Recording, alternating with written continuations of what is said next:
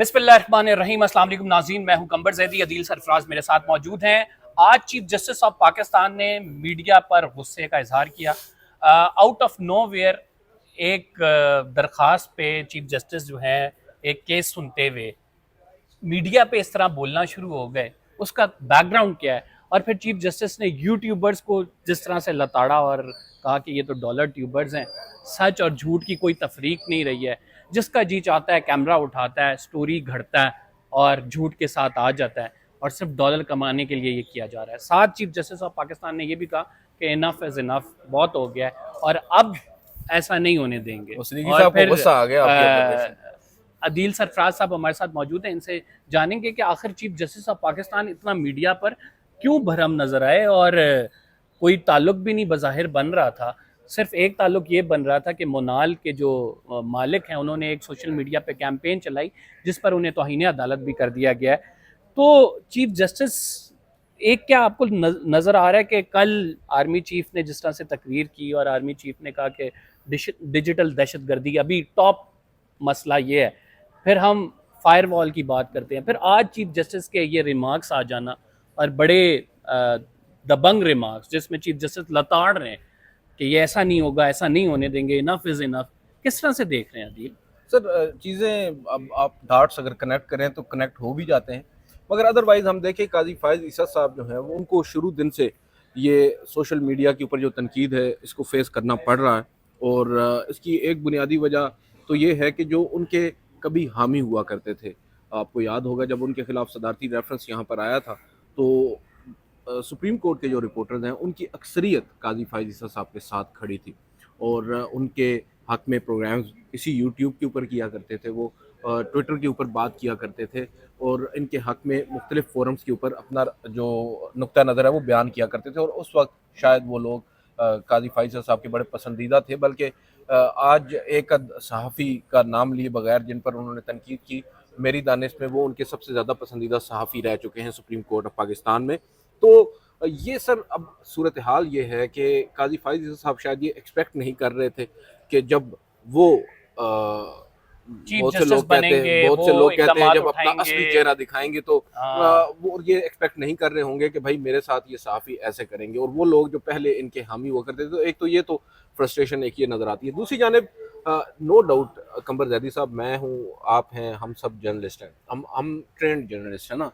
हमने मुख्तलिफ इदारों में काम किया है एज जूनियर रिपोर्टर, इंटरनीज हम आए थे, हमने सीखा है। उसके बाद हम जब यूट्यूब के ऊपर अब आकर हमने अगर शुरू किया है तो वो एक सहाफ़त जो है वो आपको नज़र तो आएगी हमारे यूट्यूब के चैनल्स के ऊपर, मगर बहुत से ऐसे लोग हैं जो ट्रेंड नहीं है एज जर्नलिस्ट। तो वो जब कोई बात करते हैं महज हेयर से के ऊपर और उसमें कुछ सब्सटेंस नहीं होता, तो बेसिकली वो चंद लोग हैं जिन्होंने ओवरऑल मीडिया को भी डैमेज किया, हमें भी डैमेज किया है। अब मसला ये काजी फाइज़ साहब के साथ यहाँ पर पेश आता है, गो कि उनका पॉइंट भी वैलिड होता है टू सम एक्सटेंट। कई मामलात में वो समझते हैं, वो जो बात करते हैं वो दुरुस्त करते हैं, मगर फिर उनका जो तरीक़ाकार होता है बात करने का, उससे वो अपना ही जो स्टांस है उसको कमज़ोर कर देते हैं, अपना ही जो नुक्ता नज़र है उसको खुद वो कंट्रोवर्शियल कर देते हैं। आज आपको जैसा कि इस केस में देखा आपने कि काफ़ी तवील घंटों पर मुहित ये समात थी। समात के दौरान चीफ जस्टिस काजी फाइज़ ईसा साहब ने अचानक से इमरान खान साहब का जो 190 मिलियन पाउंड का केस है उसका तस्करा छेड़ दिया। अब उस केस का इस केस से कि क्या क्या ताल्लुक ताल्लुक? बनता था, मैं यही सवाल करने लगा था। 190 मिलियन पाउंड का तस्करा हुआ, मोनाल का केस लगा हुआ है, मारगला पहाड़ियों पर कमर्शियल सरगर्मियों की बात हो रही है, साथ आपने 190 मिलियन पाउंड को भी निकाला, उसमें ऑब्जर्वेशन भी दी कि ये पैसा लगाया जाता है, सोशल मीडिया पे लगाया जाता है, जजेस के खिलाफ कैंपेन की जाती है, वो पैसा कौम का था, उसको एक शख्स ने पहले खाया, फिर सुप्रीम कोर्ट से लेके दूसरे शख्स को दे दिया, पूरी काबीना ने उस पर। तो ये तो जो हम बात करते आए हैं, पीटीआई जो कहती है, ये हम क्या बात करते आए हैं कि एक जज हमारे खिलाफ मुतासिब है, तो ऐसी चीजें तो उस पर स्टम्प कर देती हैं कि जज जब दूसरे मुकदमे में पीटीआई से मुतल्लिक एक केस होगा, 190 मिलियन पाउंड का केस होगा और उसमें रिमार्क्स देगा और बाकायदा उसमें चार्जशीट करेगा, ये आपके पास जेर समात है, क्या कोई जज ऐसे कर सकता है? नहीं सर, करना नहीं चाहिए ना, असूली तौर पे तो नहीं करना चाहिए। गो कि उन्होंने तहरीरी फैसले में इस तरह की कोई ऑब्जर्वेशन नहीं दी, मगर उनके नाम से अब ये टिकर्स, ये ऑब्जर्वेशंस टीवी चैनल्स के ऊपर फटे घूमे होंगे, चली होंगी, अखबारात की भी कल जीनत बनेंगे, तो वो डायरेक्टली अफेक्ट तो करता है जो मुकदमा मातहत अदलिया में इस वक्त चल रहा है। तो यहाँ पर मैं यही बात कर रहा हूँ ना कि टेम्परामेंट का इशू है, गुस्सा आ जाए, गुस्सा आ जाने पर आप उसको काबू ना कर सकें और आपके जो जज्बात हैं वो ओवरवेलमिंग, आप मतलब ओवरकम नहीं हो सकते। अब सूरत हाल ये है कि चीफ जस्टिस काजी फैसल साहब ने आज के इस केस में, मैं ये समझता हूँ कि उनका जो जेन्युइन, ये जो मुकदमा है सर, ये बड़ा जेन्युइन है। इख्तियारात का मामला है, आपने वजारत दाखिला को आड़े हाथों लिया हुआ है, आपने वज़ीर आज़म ऑफिस से एक फैसला वापस करवाया है, ये बहुत बड़ी चीज़ है। सिटिंग गवर्नमेंट का पहला काजी फैसल साहब का फैसला है जो सिटिंग गवर्नमेंट के अगेंस्ट है, जिसमें आपको मालूम ही है जो वाइल्ड लाइफ बोर्ड है, एक तो उसकी चेयरपर्सन को फारिग किया गया, उसको बहाल किया गया फिर चीफ जस्टिस के वजारत दाखिला अहकामात के पर, अंदर दे जो दिया वजारत गया, दाखिला को दे दिया गया उसको, फिर उसका कैबिनेट से मीटिंग हो रही थी, बुलाया उन्हें कि ये क्या हो रहा है, बिल्कुल। किसके तो कहने पे ये हुआ। बड़ा जेन्युइन केस है देखें, और मुनाल के ऊपर जो कुछ हो रहा है, हम तो यही समझते हैं कि बड़ी अच्छी चीज़ है। क्लाइमेट चेंज के ऊपर चीफ जस्टिस काजी फैसल साहब ने एक अच्छी नहीं, जजमेंट दी वो है। बड़ी अब सुने, जबरदस्त है। अब आप कहते सूरत हैं हाल, कि सारी चीजें अच्छी, बहुत अच्छी कर रहे हैं, कार्रवाई बहुत अच्छा हो रहा है, लेकिन इस कार्रवाई के दौरान जो वो दूध देख ये के मेंगने डाल देते हैं ना। मैं भी यही बात कर रहा हूँ ना कि देखें, इतना अच्छा केस है, आपने इसको बड़ा अच्छा चलाया भी है, आपको इस पे नताइज भी मिल चुके हैं, और अभी आपने इसको बंद भी नहीं किया, बावजूद इसके कि हुकूमत ने अपने वो नोटिफिकेशंस भी विड्रॉ कर ली हैं। आप फिर भी ये पूछना चाह रहे हैं, आप ये इस्तफसार कर रहे हैं कि भाई किसके कहने पर इन द फर्स्ट प्लेस आपने ये किया, और ये पूछना चाहिए था। और हम इसमें पूरी चीफ जस्टिस काजी फैसल साहब की तारीफ भी करेंगे कि उन्होंने ये अच्छा इकदाम किया, और हमारी उम्मीद है कि इस मामले को हतमी नतीजे तक लेकर जाएंगे कि पता चलेगा खुरा कहाँ पर निकलता है, कि किस बंदे ने, ये ब्रेन चाइल्ड किसका था, ये मालूम तो होना चाहिए। तो यहाँ तक तो सर बात दुरुस्त है, लेकिन फिर आप खुद ही अपने केस के अंदर मुख्तलिफ जो मामलात हैं, मुख्तलिफ, अब जो लुकमान साहब हैं जो ओनर हैं मोनाल रेस्टोरेंट के, उनकी जानिब से चीफ जस्टिस काजी फैसल साहब ये समझते हैं, उनको ये तासुर मिला है कि कोई कैंपेन चलाई गई है उनके कहने सोशल पर, मीडिया पे सोशल मीडिया के ऊपर, और सुप्रीम कोर्ट के जजेस साहिबान को निशाना बनाया जा रहा है। आपको याद होगा एक ख़त भी उनका अपने मुलाजमीन के नाम सोशल मीडिया पर वायरल हुआ था, और फिर उसके बाद वीडियोस हमने देखी जिसमें उन मुलाजमीन रो रहे हैं, कोई दिल पकड़ के बैठ रहा है। वो तो बेसिकली अपना केस ह्यूमन एंगल से बिल्ड करने की कोशिश कर रहे हैं कि देखें बहुत से लोग मुतासर होंगे सुप्रीम कोर्ट के फैसले से। वो कि मैं समझता हूँ कि किसी भी फैसले को आप हरफ आखिर तो नहीं तस्वर कर सकते, उस फैसले पर और तनकीद इसमें भी हम होती है। जस्टिस काजी फाइजी सर के फैसले को सपोर्ट करते हैं कि मार्गला हिल्स पर ऐसी चीजें नहीं होनी चाहिए। बिल्कुल बिल्कुल, बात आपकी दुरुस्त है, लेकिन बात यह है ना कि आप फिर खुद ही इस मामले को उलझा देते हैं, खुद ही गैर मामूली तौर पर, गैर ज़रूरी तौर पर आप समझते हैं, बहुत सी बातें आप कर देते हैं ओपन कोर्ट में। आज आपने सहाफ़ियों की जो क्लास ली है, मैं समझता हूँ कि बिल्कुल ही अनकॉल्ड फॉर थी, ज़रूरत नहीं थी। एक ख़बर है जिसमें बात की गई, और हमारे दोस्त हैं साथ मलिक साहब, उन्होंने एक खबर ब्रेक की थी, गालिबन ये उसका तज़किरा कर रहे हैं कि रिपैट्रिएट किया गया है कुछ ड्राइवर्स को, कुछ रिसर्चर्स को। और ख़बर, पहली बात तो यह है कि गलत नहीं है, दूसरी बात यह है कि ख़बर का जो उसकी सिग्निफिकेंस है वो इस वजह से ज़्यादा है कि टाइमिंग 12 जुलाई के फैसले के बाद ही ये क्यों किया गया है। 17 सितंबर 2023 को आपने हलफ लिया था, और आपके हलफ लेने से पहले ही रजिस्ट्रार जो डेपुटेशन पर आया हुआ था वो फारिग होकर आपने नई तब्दील रजिस्ट्रार कर को दिया। आपने अपने आने से पहले यहाँ पर लगा लिया था। तो दीगर भी जो लोग आए हुए थे डेपुटेशन पर आपके मुताबिक 10-10 साल से, वो फिर क्यों एक साल मजीद काम करते रहे, और 12 जुलाई के बाद ही क्यों कर उनको वापस भेजा गया, ये सच सवाल है। और इस सवाल के ऊपर अगर चीफ जस्टिस काजी फैसल साहब बरम हैं तो फिर हमारी तो समझ से बालातर है।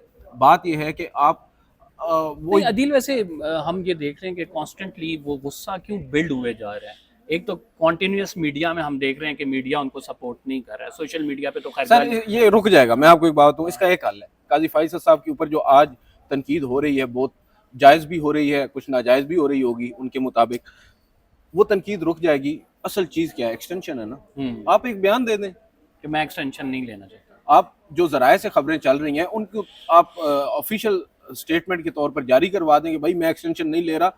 अब क्योंकि हर चीज़ को अब इस केस को भी एक्सटेंशन के साथ जोड़ा जा रहा है, बहुत से लोग तो ये भी कहते हैं कि इसको यार एज इससे पिछले ब्लैकमेलिंग, केस में जो फैसला आया आपको पता है कि उससे भी एक्सटेंशन के और साथ अब जोड़ा जो जा रहा 19 है। अगस्त को नून समाअत के 4 लिए सीटें मुकर्रर दे है। गए हैं। 19 अगस्त को समाअत के लिए जो मुकर्रर है उसको भी एक्सटेंशन, इलेक्शन ट्रिब्यूनल का केस है, लेकिन उसको एक्सटेंशन से जोड़ा जा रहा है। मसला ये है कि यहाँ पे मुंसिफ आला की कुर्सी पे बैठा हुआ शख्स जब तक ये बात क्लियर नहीं करेगा, जो कि टॉक ऑफ द टाउन है कि चीफ जस्टिस वांट्स एक्सटेंशन और that's why he is favouring to the parties that are directly link to them, मतलब गवर्नमेंट को वो फेवर कर रहा है, तब तक ये मामला सोशल मीडिया पे तनकीद या कंस्पिरेसी थ्योरी कहीं ना कहीं से वहां पे कनेक्ट होती रहेगी। तो ये जस्टिस काजी फैज़ी सर को चाहिए कि एक बयान दें, जस्टिस मंसूर का नोटिफिकेशन हुकूमत कर दे। क्यों हुकूमत डिले कर रही है? जस्टिस उमर अता बंदियाल अभी चीफ जस्टिस थे जब जस्टिस काजी फैज ईसा का नोटिफिकेशन हो गया। वो बंदियाल साहब थे ना, ये काजी साहब। ये काजी साहब हैं, तो अभी नोटिफिकेशन नहीं हो रहा। तो सारी चीजें घूम फिर के एक तरफ आ रही हैं, और वो एक तरफ ये है कि जस्टिस काजी फाइज ईसा की एक्सटेंशन का नोटिफिकेशन। अदील, बड़ी मजे की एक और डेवलपमेंट हुई है, और वो बहुत बड़ी खबर राइट नाउ बनी हुई है। आपके चकवाल से ताल्लुक रखने वाले 3 ब्रिगेडियर्स जो हैं, वो 1 कर्नल और 2 ब्रिगेडियर, वो जनरल फैज़ के साथ पकड़े गए हैं। और बताया ये जा रहा है कि भाई बड़ा ये सहूलत कारी कर रहे थे, नेटवर्क था, इंफॉर्मेशन एक्सचेंज हो रही थी, और पोस्ट रिटायरमेंट एक्टिविटी जिसके हवाले से कानून है उसको इन्होंने वायलेट किया है।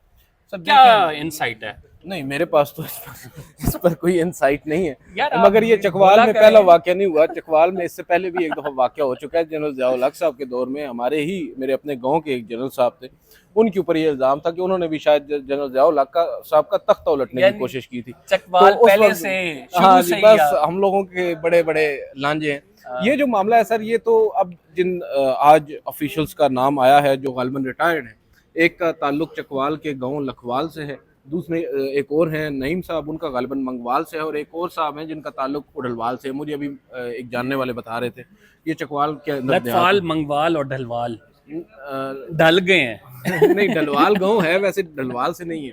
अच्छा, अब सूरत हाल सर ये है ना कि ये तो आपको मालूम है, वो जो कंवर मोहित साहब हैं वो यहाँ पर आए थे सुप्रीम कोर्ट में। काजी फैसल साहब का एक बड़ा अहम किरदार है इस मामले के ऊपर, क्योंकि उन्हीं के इनडायरेक्टली अहकामात थे जिसकी बुनियाद पर ये प्रोसीडिंग्स इनिशिएट हुई जनरल फैज़ हमीद साहब के खिलाफ।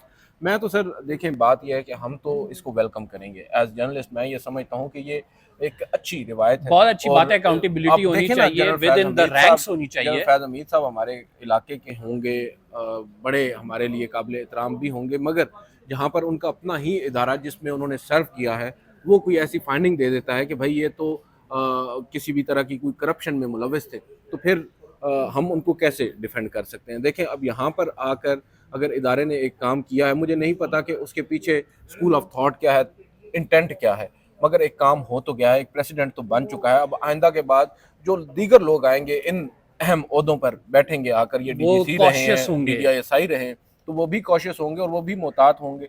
आइंदा के बाद जो अपने इख्तियारात हैं उनका नाजायज़ इस्तेमाल करने से पहले 2 दफ़ा कम अज़ कम सोचेंगे तो ज़रूर। लेकिन अदील, ये एक बहुत बड़ा सैगा है, ठीक है? अगर मलिक इसको साहब कह रहे हैं ना, मुको मलिक साहब ने व्लॉग करना है तो हम इसके बाद बस उनको इजाज़त देते हैं कि वो आएँ और अपना व्लॉग करें। लेकिन मैं ये बात कर रहा था कि जनरल फैज़ हमीद के हवाले से बात की जाए तो ये एक छोटी स्टोरी नहीं है, ये बहुत बड़ी स्टोरी है जिसमें बहुत सारे किरदार सामने आएंगे, जिसमें बहुत सारी हो चीज़ें सकता है आप डेवलपमेंट। भी आ जाएं, आप भी बड़े उनके करीब रहे हैं, सुना है। जनरल फैज़ के हम्म। यार, मैं करीब किस तरह? यार, आप घबरा क्यों गए यार? आप मुझे उठवाना चाहते हैं कि कोई इन्फॉर्मेशन का मैं कोई सहूलत कर रहा हूँ? यार, हम जर्नलिस्ट हैं, हमने इन्फॉर्मेशन आवाम को देनी होती है, और बड़ा खुलकर इन्फॉर्मेशन देते हैं। अच्छा, मैं आखिरी बात जो आपसे कर रहा हूँ कि ये जो पर्टिकुलरली जनरल फैज़ वाली स्टोरी है, आपका क्या ख्याल है? पीटीआई को किस हद तक इससे फ़ायदा या नुकसान की बात करें? आज इमरान खान ने कहा है कि मेरा तो कोई ताल्लुक नहीं है जनरल फैज़ से, और जनरल फैज़ की जो पोस्ट रिटायरमेंट एक्टिविटीज़ हैं खसूसन उससे ला ताल्लुकी का इज़हार। देखिए, मुझे तो सिर्फ यहाँ पे यही लग रहा है कि इमरान खान साहब को डेंट पड़ सकता है एक सूरत में कि जो बातें ऑफ द रिकॉर्ड या सोर्सेस को कोट करके मुख्तलिफ जर्नलिस्ट ट्वीट कर रहे हैं कि शायद जो छापा मारा गया था इसके ऑफिस में पीटीआई के, वहाँ से कुछ डॉक्यूमेंट्स इनके पास आए हैं, कुछ तफसीलात आई हैं जहाँ से ये नेक्सस जो है उन्होंने बिल्ड किया है। अब मुझे नहीं मालूम कि उसमें कितनी सच्चाई है कितनी नहीं है। अगर इसमें कोई चीज़ होती है तो हो सकता है कि इमरान खान साहब के लिए वहाँ पर कोई ऐसा नया केस भी बन सकता है उस बुनियाद के ऊपर, लेकिन अभी मेरे लिए ये कबल अज़ वक्त होगा डिसाइड करना या इसके ऊपर राय देना, क्योंकि अभी चीज़ें खुलकर सामने आएंगी। अभी तक तो मेनली मामला है टॉप सिटी का, और जो पोस्ट रिटायरमेंट का जनरल फैज़ हमीद साहब की आप कह सकते हैं एक्टिविटीज़ हैं, उसके हवाले से अभी तक वजाहत सामने नहीं आई कि वो कौन सी एक्टिविटीज़ हैं। वो जब सामने आएंगी तो फिर मालूम होगा कि असल गेम क्या है। चले नाज़रीन, ये अपडेट्स थी अब तक की जस्टिस काजी फैज़ ईसा ने मीडिया पे क्यों गुस्सा किया, जनरल फैज़ के साथ कौन लोग हैं थे जिन्होंने सहूलियत कारी की और इस टाइम गिरफ्तार हैं, और अंदर की क्या अपडेट्स हैं। आदिल सरफराज हमारे साथ मौजूद थे। फिलहाल के लिए इतना ही। कंबर ज़ैदी को इजाज़त दीजिए। अगर आपने सब्सक्राइब नहीं किया तो सब्सक्राइब ज़रूर कर लें। अल्लाह ने के बाद।